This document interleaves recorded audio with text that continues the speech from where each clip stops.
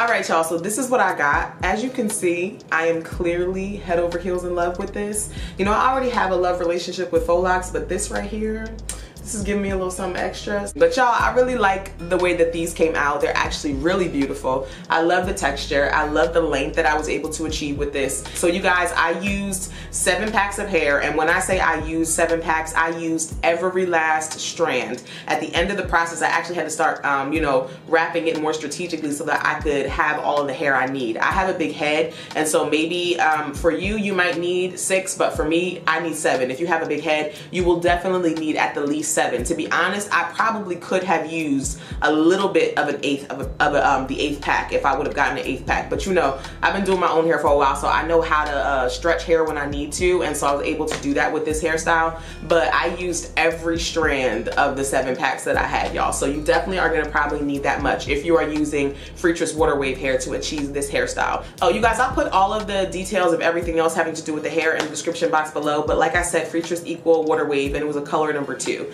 7 packs of hair, and I'll put that all down below. So if you guys have any questions or concerns, if you have anything that you would like to know about this, definitely hit me up in the comment section below. Y'all, I did this, okay? I did that. I'm here for it, but don't ask me to do your hair because I'll be too scared to do people's hair, okay? I am not a professional by any means. I don't know what I'm doing. I just be figuring out as I go along. Don't ask me to do your hair, y'all. I'm gonna say no. You know, I don't believe in nobody playing in my hair, so I don't be playing in nobody else's hair. Maybe one day I'll get to the point where I feel like I'm comfortable and professional enough to do other people's hair. But for right now, all right, y'all, so don't forget to like, comment, and subscribe down below. I'm back doing these videos after a very long time, so I'm slowly but surely drawing the audience that I had back to me, and I'm really glad to see y'all back if you're watching this. So, all right, I'll see you on the next one, okay? Bye.